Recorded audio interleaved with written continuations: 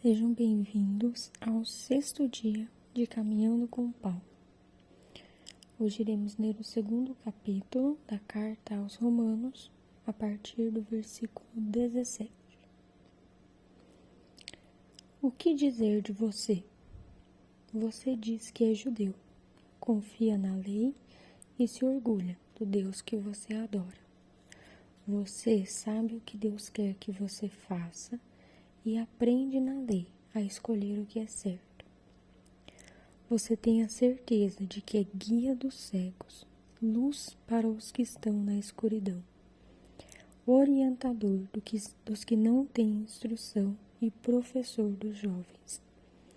Você está certo de que encontra na lei a apresentação completa do conhecimento e da verdade.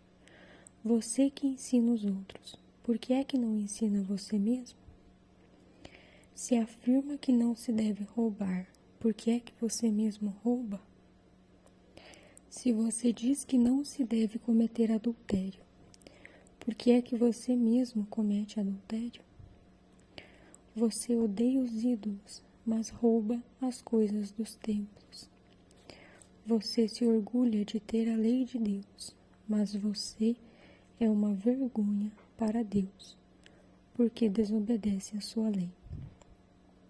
Pois as Escrituras Sagradas dizem: os não-judeus falam mal de Deus por causa de vocês, os judeus. A circuncisão tem valor se você que é judeu obedecer à lei. Porém, se não obedecer, é como se você não tivesse sido circuncidado. E se um homem que não foi circuncidado obedecer aos mandamentos da lei, Deus o tratará como se ele fosse circuncidado. Assim vocês, judeus, serão condenados pelos não-judeus, pois vocês desobedecem à lei, apesar de terem essa lei escrita e de serem circuncidados, enquanto que os não-judeus obedecem à lei, embora não sejam circuncidados. Portanto, eu pergunto: quem é judeu de fato e circuncidado de verdade? É claro que não é aquele que é judeu somente por fora e circuncidado só no corpo. Pelo contrário, o verdadeiro judeu é aquele que é judeu por dentro, aquele que tem um coração circuncidado. E isso é uma coisa que o Espírito de Deus faz e que a lei escrita não pode fazer. E o louvor que essa pessoa recebe não vem dos seres humanos, mas vem de Deus. Então, qual é a vantagem de ser judeu? Será que ser circuncidado tem algum valor? Tem sim, e de muitas maneiras. E a primeira vantagem é que Deus entregou a sua mensagem aos cuidados dos judeus. Mas se alguns não foram fiéis, será que por isso Deus vai ser infiel? De modo nenhum. Que Deus continue a ser verdadeiro, mesmo que todas as pessoas sejam mentirosas, como dizem as Escrituras Sagradas a respeito dele.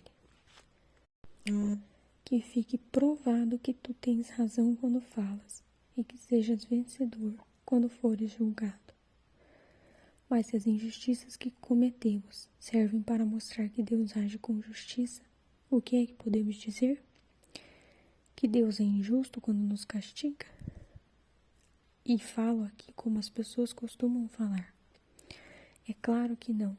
Se Deus não fosse justo, como poderia julgar o mundo? Mas digamos que a minha mentira faz com que a verdade de Deus fique mais clara, aumentando assim a glória dele. Nesse caso, por que é que devo ainda ser condenado como pecador? Então, por que não dizer: façamos o mal, que desse mal vem o bem? Na verdade, alguns têm me caluniado, dizendo que eu afirmo isso. Porém, eles serão condenados como merecem. Então, hoje Paulo fala com aquele que seria a imagem do fariseu, né? Os mestres da lei. Quer dizer, Paulo fala de uma pessoa que diz que confia na lei, que diz que é judeu, né? Então, que seria um escolhido de Deus, que faz parte do povo de Deus, né? Se a gente for contextualizar. Ele sabe o que Deus quer que ele faça, ele aprende na lei, escolhe o que é certo, né? Aparentemente. Ele tem certeza que é guia dos cegos, que é luz para quem está na escuridão, que encontra na lei a verdade, que ensina os outros, né? Então essa pessoa ela tem certeza disso, ela vive essa aparência, né? Então aqui a gente está de fato falando de alguém, né, que vive de aparência. Ela aparenta ser tudo isso, aparenta ser um grande conhecedor da verdade.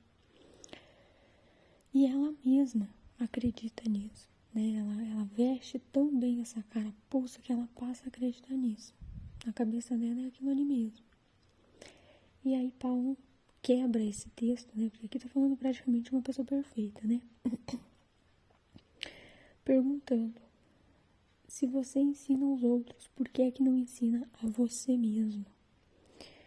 Né? Se afirma que não se deve roubar porque você rouba, que não se deve comer adultério porque você comete, né? Então aqui ele vai apontando, e aí ele fala que essa pessoa é uma vergonha para Deus, porque desobedece a sua lei. Então, e aí mais abaixo é interessante que ele fala, né? O que é de fato um judeu circuncidado, né? Porque naquela época a circuncisão era tão importante, né? Que uma pessoa que não fosse circuncidada, ela não podia fazer parte do grupo, né? E aí ele fala, o verdadeiro judeu é aquele que é judeu por dentro, aquele que tem um coração circuncidado. E isso é uma coisa que o Espírito de Deus faz e que a lei não é capaz de fazer. Então aqui são 2 pontos muito importantes, né? Primeiro, essa pessoa que vive de aparência, né? Que fala bonito, que conhece a palavra, às vezes conhece tudo de Deus, mas não vive aquilo que conhece, né? Então é muito importante também até para nós, né? Quando nós buscamos alguém, queremos uma orientação, sempre observarmos os frutos, né? Porque a verdade é que a vida em Deus, né? Ela se reflete pelos frutos, ela se reflete pela história, pela vida verdadeira daquela pessoa. Porque é fácil falar, difícil é fazer, é viver a verdade. Então existe muita diferença entre quem vive a verdade e quem fala da verdade. Porque aqui nós estamos falando desse caso, uma pessoa que fala da verdade, que conhece toda a verdade, mas que não a vive. Eu não posso chamar essa pessoa de verdadeiro cristão, porque a verdade ela precisa ser vivida. Ela se baseia em atos, em ações para Cristo, não em palavras jogadas para o ar, né? Não em verdades decoradas, ensinadas, mas que não são vividas. E aí no segundo ponto Paulo fala, né? Quem é capaz de curar o coração é o Espírito Santo, não é a lei. Então sim, nós precisamos conhecer a lei porque nós precisamos obedecê-la. Jesus fala, eu não vim para desfazer a lei, né? Eu não vim para invalidar a lei, mas ele vem para trazer o seu Espírito Santo. Ele vem para mostrar que é possível viver essa lei com o auxílio dele, né? Porque se nós fôssemos viver a lei pela lei, nós não seríamos capazes, como não foram capazes, né? Nós precisamos de Jesus, nós precisamos do seu Espírito Santo. E ele morre por nós. Ele rasga o véu. Ele nos faz capazes. Então nós só conseguimos a nossa verdadeira conversão, a circuncisão do nosso coração através do Espírito Santo. E para isso nós precisamos crer, orar e pedir de verdadeira intenção, né? Que o Espírito Santo cure os nossos corações todos os dias e está disposto a esse ato, se colocar à disposição e aí sim continuar, né? Cumprindo a lei, mas com o auxílio do Espírito Santo, aquele que vem para curar os corações. Então, abramos o nosso coração para Deus e nos coloquemos à disposição, né? Hoje a gente começa uma nova semana, então nessa segunda-feira que a gente possa derramar o nosso coração em Deus, as nossas falhas, as nossas dificuldades, com humildade, admitindo que nós somos incapazes, que é difícil, que o nosso coração é sujo, é pecador, é falho, que às vezes temos pregado a verdade, mas não temos vivido a verdade. Temos ensinado, mas não temos ensinado aos outros, mas não temos ensinado a nós mesmos.